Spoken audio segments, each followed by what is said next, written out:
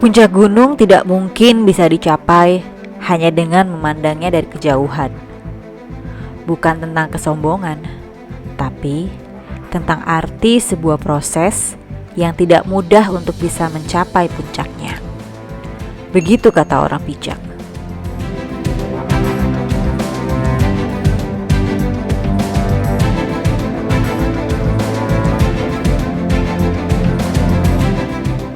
Hai, jumpa lagi di Ruang Kembara dan Komunitas.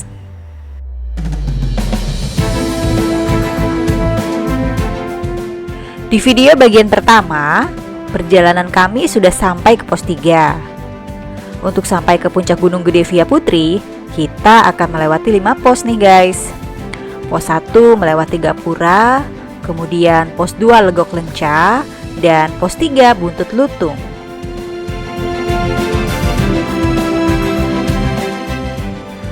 Nah, di bagian kedua ini kita akan melewati pos 4 Bayangan, pos 4 Simpang Maleber, dan yang terakhir adalah pos 5 Alun-Alun Surya Kencana.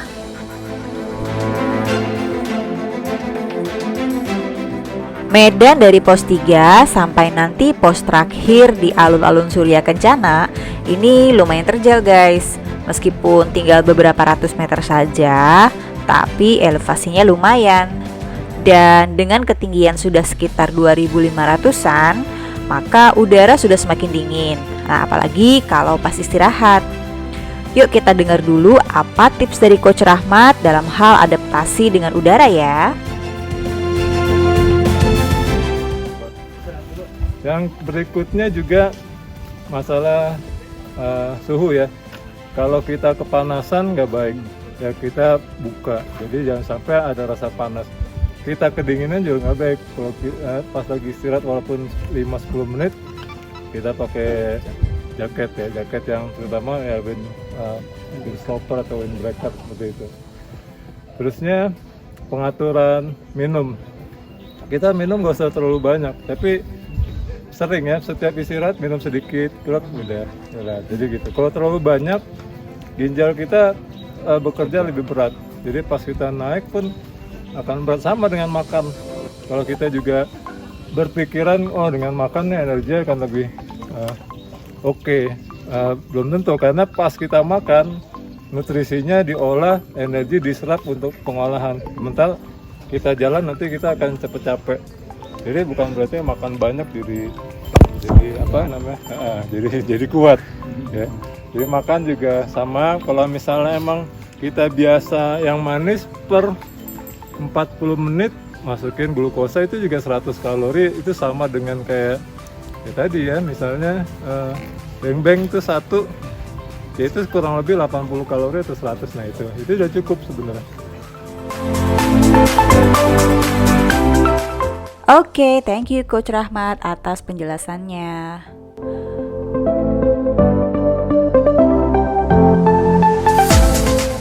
Untuk naik gunung, perlu persiapan yang matang nih guys, karena kita nggak pernah tahu apa yang akan terjadi.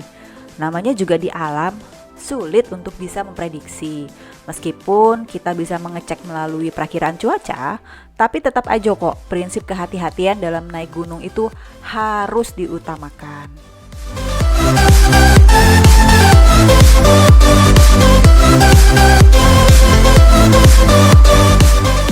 Nah, saya mau share nih perlengkapan wajib apa yang mesti kalian siapkan. Pertama, pakaian yang memadai tentunya untuk perjalanan. Kemudian juga perlu ada jaket, siapkan jas hujan. Sepatu juga seperti itu, perlu disiapkan sepatu untuk mendaki atau trail dengan kaos kaki yang nyaman ya guys. Kemudian juga pilihlah backpack yang nyaman di punggung. Terus upayakan juga membawa logistik perlengkapan makanan yang cukup, dan kalau perlu bawa track pole. Dan buat para perempuan nih, tentu saja ya, skincare perlu dibawa, terutama sunblock, karena memang meskipun dingin, tapi paparan sinar matahari itu bisa berdampak buruk juga bagi kulit kalian kalau tidak diproteksi. Nah, kalau saya biasanya saya akan membawa sunblock dengan SPF 50.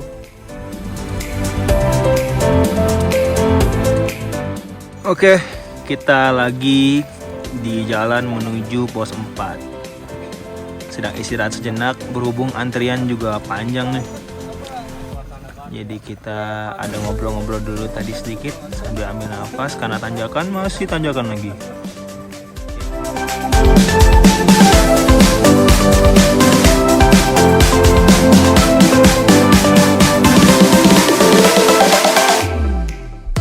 Nah, buat sobat kembara yang masih newbie, boleh juga nih diperhatikan beberapa jenis jaket untuk mendaki gunung ya.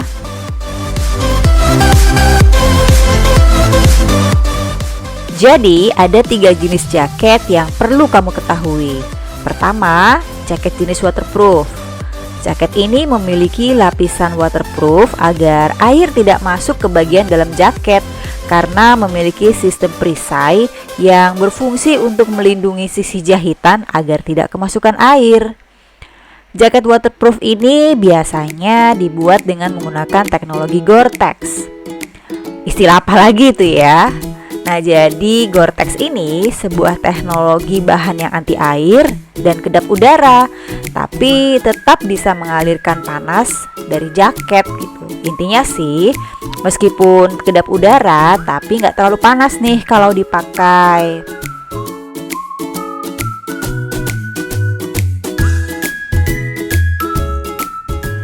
Kemudian jenis jaket yang kedua yaitu jaket windproof. Jaket jenis ini digunakan untuk menahan angin dan kadang ada juga beberapa produk yang mengandung waterproof. Sekarang banyak banget nih produk yang memberikan pilihan jaket windproof yang enteng dan dengan warna-warni yang kece. Jadi nggak bakal membebani ransel kalau bawa jaket yang seperti ini, karena tentunya jaket ini sangat bermanfaat untuk menghindari tubuh dari terpaan angin.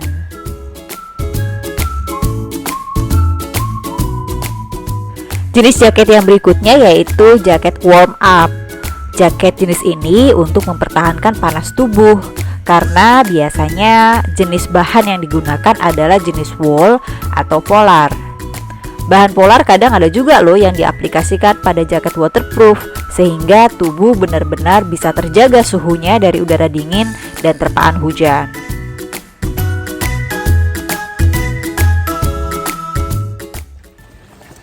Kita lagi istirahat, gimana Bang Coy?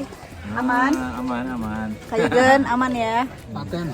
Dan ini kita sudah mau mendekati pos 4 ya, sudah mendekati pos 4. Memang tanjakan-tanjakannya oke ya? Ekstrim.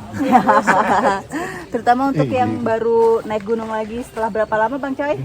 27 tahun. 27 tahun, luar biasa. Mudah-mudahan ini bisa menginspirasi banyak orang ya yang udah lama nggak naik gunung, akhirnya alhamdulillah bisa sampai sini juga setidaknya ya Bang Coy. Nyampe lah. Optimis saja. Summit.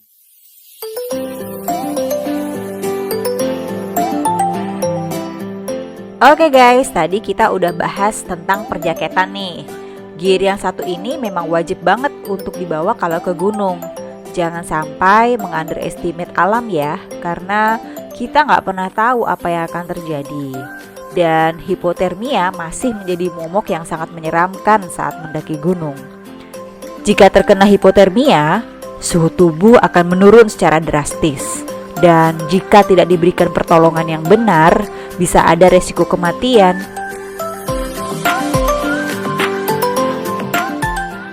Jadi, jangan pernah menganggap enteng saat mau mendaki gunung ya. Kalau kamu masih newbie atau baru naik gunung lagi setelah sekian lama absen, cobalah naik gunung dengan teman yang memang sudah biasa naik gunung dan mendaki gunungnya secara rutin. Dan pelajari terlebih dahulu persiapan apa yang perlu dilakukan, juga rute pendakiannya seperti apa, supaya benar-benar bisa menyiapkan mental dan juga fisik ya.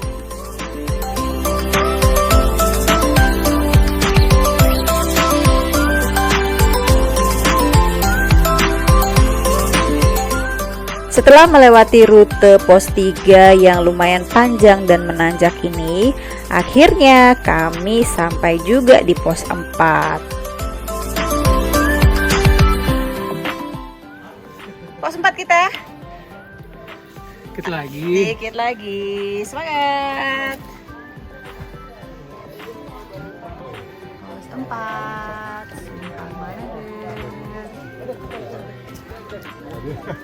Gimana Bang Coy? Ya. Sempat?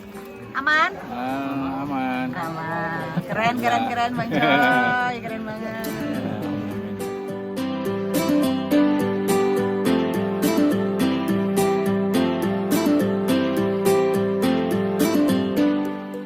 Sambil melepas lelah, jajan dulu kelihatannya gorengannya enak banget tuh. Duduk aja belakang. Akang namanya siapa, Kang? Namanya Kang siapa? Agus. Namanya siapa? Agus. Agus. Udah berapa lama di sini? Tahun. Udah 2 tahun lebih. 2 tahun lebih. Setiap hari di sini? Setiap hari. Setiap hari? Setiap hari. Terus pulangnya? Emang nggak punya istri? Gak punya. Oh, Bang Toyib itu kasihan banget. Bang Toyib dong. Jadi bener-bener orang gunung lah ya? Iya. Terus kalau belanjaan ini? Biasa jasa porter lagi. Oh gitu. Terus mandi segala macam di mana? Nggak mandi nih? Ya mandi lah. Bisa seminggu sekali. Seminggu sekali.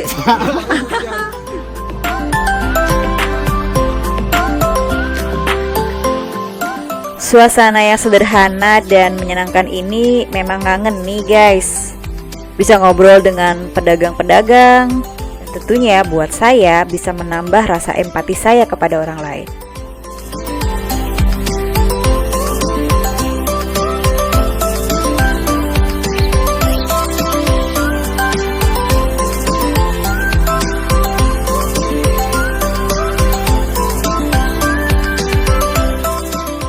Perjalanan dari pos 4 sampai nanti ke alun-alun Surya Kencana sebenarnya sudah banyak yang landai nih guys. Tapi masih ada beberapa tanjakan lagi nih. Jadi tetap sabar ya, garis kemenangan sudah di depan mata.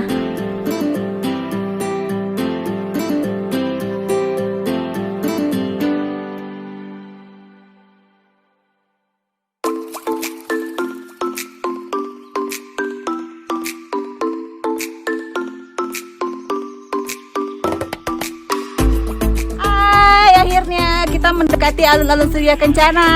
Alhamdulillah. Yo, sudah mendekati Surken. Ini dia vegetasi sudah mulai habis. Yeay.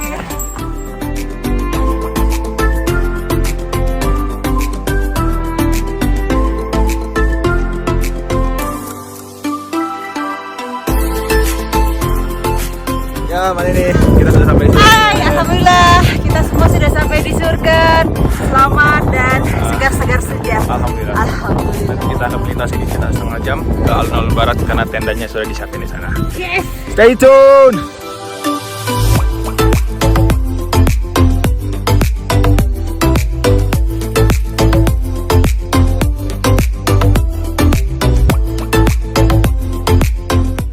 Ini adalah alun-alun Surya Kencana. Tempat ini adalah the best spot nih untuk menikmati Edelweiss dan semacam pelipur lara setelah kita telah menempuh jalur yang lumayan menanjak tadi dari pos 3 sampai dengan ke pos 5. Alun-alun Surya Kencana ini luas banget loh, yaitu sekitar 50 hektar dan berada di ketinggian 2750 mdpl. Ada legenda yang cukup terkenal nih di kalangan pendaki mengenai alun-alun Surya Kencana.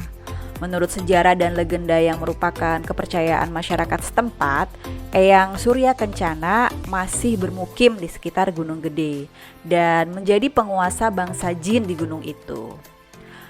Katanya Eyang Surya Kencana itu adalah putra dari Raden Arya Wiratanu I yang merupakan pendiri Cianjur dan Bupati pertama Cianjur yang katanya menikah dengan putri Jin.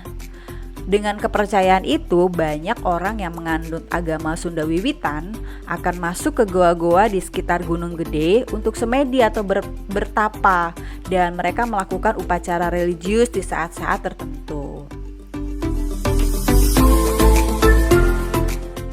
Tapi jujur ya guys, saya sudah beberapa kali naik Gunung Gede dan belum pernah melewati goa-goa sih di Gunung Gede. Bisa jadi posisi goa yang dilalui itu berbeda dengan jalur pendakian umum ya.